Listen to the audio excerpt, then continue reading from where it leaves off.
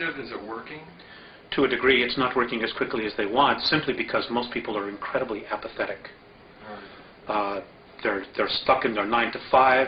I have to make my mortgage payment. My kids got to get to school in the morning, and I don't give a damn about anything else. And unfortunately, that isn't going to work. It isn't going to save you. It isn't going to protect you. There's so much more going on here, and we are just one small part of this whole picture that's going on, and we have to wake up. Period. Now, one of your contacts is a 4-foot 11-inch light blue skinned being called Theseus. That's correct. Please describe his or her personality in detail. Theseus, well, he's very serious. He's very benevolent. He's considered a sage in his world. He's an incredible healer. He has perspectives on things that are just far beyond anyone that I know. He's very direct. He's very humble. He's very soft. He's very direct. And when he moves into a room, like when I've walked with him or walked with the others, when we walk into rooms or different areas of motherships and the ships, energy changes. People, of course, they're very in touch with energy themselves. They instantly turn and they acknowledge him, and they bow. I guess he would be considered an Ishwish or a Yahweh, an Abral, or I don't want to use the word God. An elder. An elder, of tremendous of wisdom and insight. And they take very seriously what is going on here. And the manipulations, the things that the Greys, the Orions, and the Reptilians are doing here. They're appalled with what's going on here. The other one is Morane. Well, let me get to Morane in a second here. You mentioned directness twice. With that in mind, what was the most memorable interaction you have shared with Theseus? They're all memorable. But I guess the single most, well, there's been two, one that just occurred. But prior to that, the single most important one was I had just had a contact, and we had spent about an hour or so together, and I was very depressed, very sad. And as I'm leaving the ship, I was crying, and I turned around and I looked at him. And he looked at me and he smiled, and his words were, "The love that you withhold is the pain that you carry." That's been the most memorable one, only because of what that particular statement entails. When we leave our physical form, and what many of the Catholicisms teach, you're judged by God. It just simply isn't true. We judge ourselves. And what I read in that statement is that when we cross over, we look at the places in our life where we withheld love, that we maybe didn't give enough. And we judge ourselves on that. So that's been the most profound one for me. And Morane, he's a 7.5 or 8 foot snow white skinned hairless being. Also, he's light blue as well. Oh, light blue. I'm sorry. He's light blue. Can you describe his or her? Oh, he. Can you describe his personality then in detail? He's serious, but he also has a really good sense of humor. He can snap me out of my depressions very quickly, and he has just a different perspective of looking at things. He also tends to be part of their exploratory team. In other words, when there are times when they need to defend themselves or they're confronted with something, he takes on a military type of role. He's very, very fatherly, big brother. He's also one that he shows more emotion. He'll give you a hug or put his arm around you, and he's just really, really wonderful in that sense. He's more human in that sense. He's not as sterile sometimes as Theseus would appear to be. It's not that they're not loving, but sometimes Morane is a lot more animated, and I can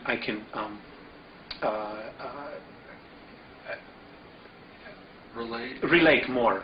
to him, and I think he can relate more to the emotions that we experience here, the tremendous extremes that we experience. I think he's a little bit more in touch with that, than maybe sometimes Visayas appears to be. Now let me ask you, what was the most memorable experience you've had with Morne?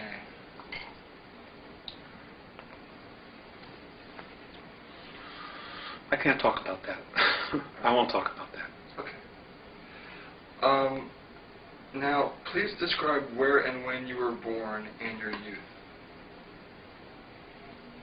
That's not something I want to talk about either. Okay. In detail... Because it's not about me, it's about the information. Okay, that's fine. In detail, please describe your first contact at 8 years of age in 1964. I didn't really know anything about it. I just knew that I supposedly had fallen asleep, and when I woke up it was evening. Everybody had been looking for me, and I wasn't where I was. And when I took them back to show them where the imprint was, we were playing hide and go seek, and this was in the peninsula of Michigan, near Woodstock, Michigan. And people had been looking for me, and I wasn't there, and I got a spanking, because I wasn't where I was supposed to be, and I'd been missing for hours. I didn't really know what had occurred until the second contact, which was at age 14, where I was told what had happened, that they had given me a physical, they had given me a suggestion to forget because of my family members just simply wouldn't understand. And they were right. They were very right about that. Why was the physical necessary? Well, they do that all the time. They do that to everybody, to make sure that you're physically fit, because they genuinely care about your physical health. And if there are problems, they want to make us aware of it and maybe offer a suggestion, like maybe you shouldn't do this, you shouldn't do that. Some people are even experiencing healings. And it's just a genuine caring for, of acknowledging who you are, not only on a physical level, but on a spiritual level. Now, at age 14, what was the nature of that contact? I was taken out of bed, and I woke up and I was on a table in a room, and this was my first introduction to Visayas and Morne, at least conscious introduction. And they were looking down, and I did, on a soul level, experience a recognition. There was no fear whatsoever. And we talked, and they showed me some things about my physical self. They also gave me a ball which recorded my entire energy field, who I was, who I've been in past lives. And as it was recording this, I could see all these different images of who I'd been going across the screen. And they saved this, and this was put into the computer so that they would contact me and could contact me no matter where they were at any particular time that they need to. I was asked if I wanted to help them. I agreed to do this, although at the time I didn't know exactly what it would entail. I had, at any time, the choice to say no more, but it's been an incredible experience for me. Alex, I presume then, if you had soul recognition of them, that you had had previous incarnations with them. Do you want to talk at all about any of that? No. Okay. No. Everybody on the earth is from someplace else. None of us were born and hatched here. None of us as souls were created here.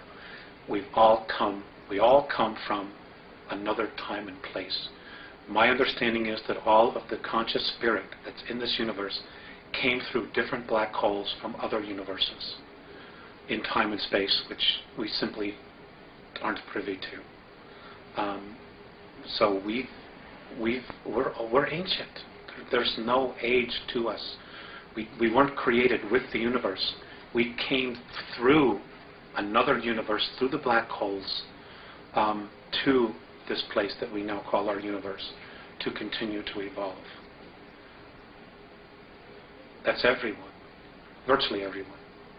That contact at age 14, was that contact time travel in any way by the Andromedans to prepare you psychologically for your future contacts?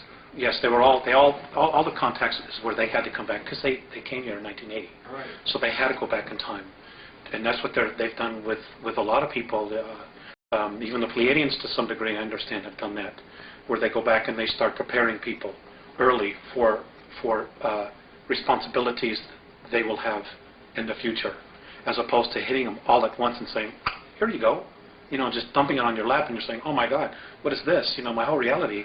So there's increments of preparation that have occurred and continue to occur, and this is occurring with humanity on a whole, in similar fashion, where information is being disseminated in little bits and pieces of ground roots. People are starting to come together and really sensing change, and they're slowly but surely being brought to a level that when the real truth hits them, they'll be able to experience it, handle it, and assimilate it for our good, Now, in 1985, your contacts with Visayas and Morni began to become more frequent. Please describe the nature of your contacts and the content of your discussions and the ways in which you communicate with them. We don't have enough time for that. Okay. But, we have put together a series 1 and Series 2 of this information. In 1985, it really started to, the information, they were physical. It evolved around the Greys, the Earth agenda, our spirituality, religions, Earth governments, Earth history, our genetic creations, the 22 different races that have actually colonized the Earth at one time or another, and who we have within us genetic racial memories of, within our DNA. And present time, things that are occurring now, and probable, I stress, probable future events, because the future is being created every day, and it's being changed every day, based on our thoughts. So, just to sum up, it is, I would need 10 hours. Okay. That's not something I could very simply go into. Okay. But the series of 8 and so on and so forth does in fact cover that. Okay. All that information. All right. Now, how does the symbol they gave you play a role in your contacts with them? Symbol.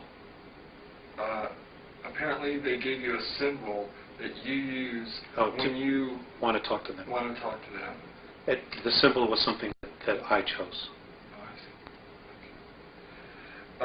Do they ever talk amongst themselves in a language you don't understand? They do, and it's not really a language. They're telepathic, and yes, they'll stand in circles when they're talking, and when they do talk, flashes of light where their third eye is, right here, different flashes of colors that we don't even have on our third density spectrum, just appear, and they're just boom, boom, boom, boom, boom, flashing all this color, and it's like instantaneous sentences are being just communicated, and sometimes there's nodding, sometimes there's nodding this way, or sometimes up and down, sometimes there's gestures, but all the time there's just flashes, and their flashes is their language. It's rare that I've been privy to what it is because they happen so fast. I couldn't assimilate it. So there are some universal gestures then? Yes. All human beings are very animated. Yes, they smile. They also frown, and they also look very sad when something is distressing them. So they do experience it. They do experience emotions, but not to the degree that we do. After they've had their discussions, one will turn to me. Usually, most of the time it's Morene, and he'll talk to me like I'm talking to you. He'll actually go to the great lengths to speak to me. Or sometimes it's just telepathic. He'll just look at me, and for a while there I wasn't always getting the message because I was so focused on the color that was flashing in front. I was watching that, I was like, wow, this is really amazing. But sometimes I'd have to repeat it. So, but now that novelty has worn off, so now I listen to the message. And Visayas is almost always telepathic. So that's what they do. What have they asked you to do in order to help them? Just to disseminate information. I'm currently in the process of trying to investigate all of the current UFO information that's out there. And what